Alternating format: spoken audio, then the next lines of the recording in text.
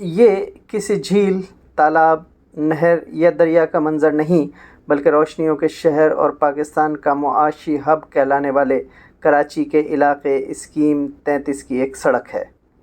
हालिया बारिशों के बाद यूं तो कमोबेश पूरे कराची की सड़कों का हाल मोहनजोदड़ो और हड़प्पा से भी बदहाल है, मगर स्कीम 33 हुकूमत के साथ साथ मीडिया की भी अदम तवज्जो का शिकार है।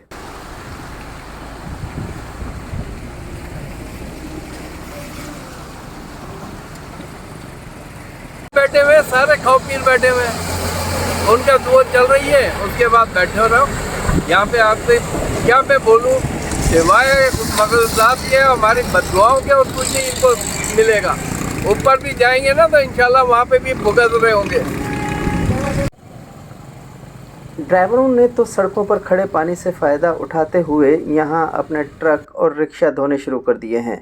ये वीडियोस देखने के बाद कहीं ऐसा ना हो कि बल्दिया उज़्मा कराची का कोई नुमाइंदा आपको तालाब का मंजर पेश करती सड़कों पर बैठा नज़र आए और गाड़ी धोने के 100 रुपये वसूल करे, जिस तरह पूरे कराची के मेन रोड्स को पार्किंग लॉट में तब्दील कर दिया गया है।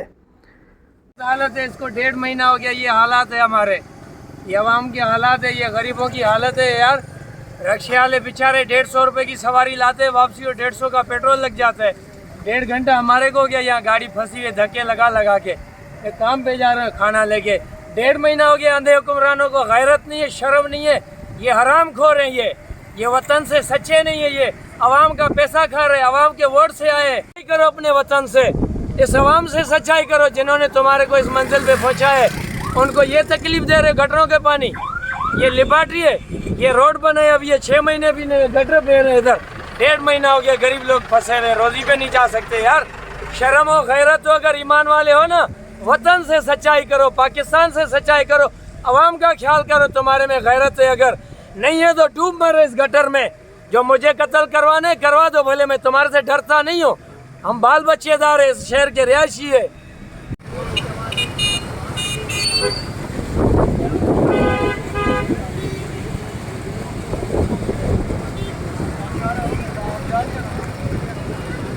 ग्लोबल लिविबिलिटी इंडेक्स के मुताबिक कराची दुनिया के उन बदतरीन शहरों में शामिल है जो रहने के काबिल नहीं, और ये हालिया बारिशों के बाद नहीं हुआ, बल्कि 2017 से कराची बदतरीन शहरों में से एक है और हर साल इसमें एक दर्जा तरक्की हो जाती है।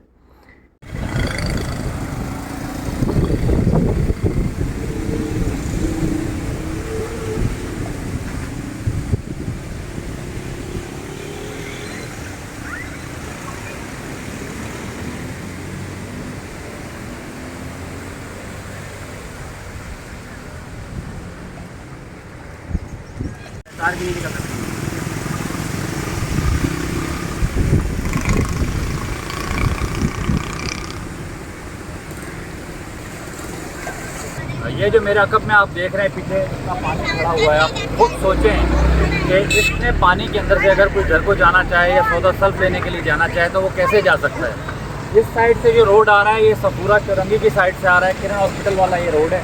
ये सीधा यहाँ से निकलते हैं, ये इस तरफ स्टेट बैंक सोसाइटी है और मेरे पीछे मद्रास चौक का रास्ता है जो कि अबुल हसन अफसानी रोड पे निकलता है।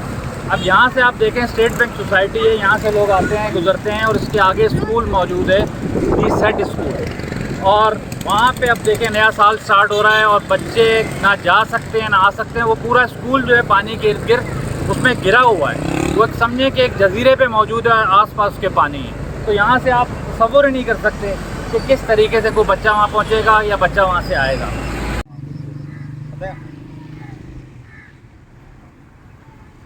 पिछले 1 माह से ज़ायद अरसे से खड़ा ये बदबूदार पानी न जाने कितनी बीमारियों का सबब बन रहा है।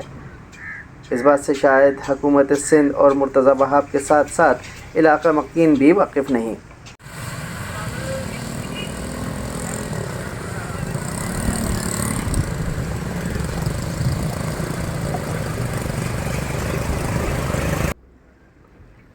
अगस्त कराची में बल्दियाती इंतखाबात का दिन है।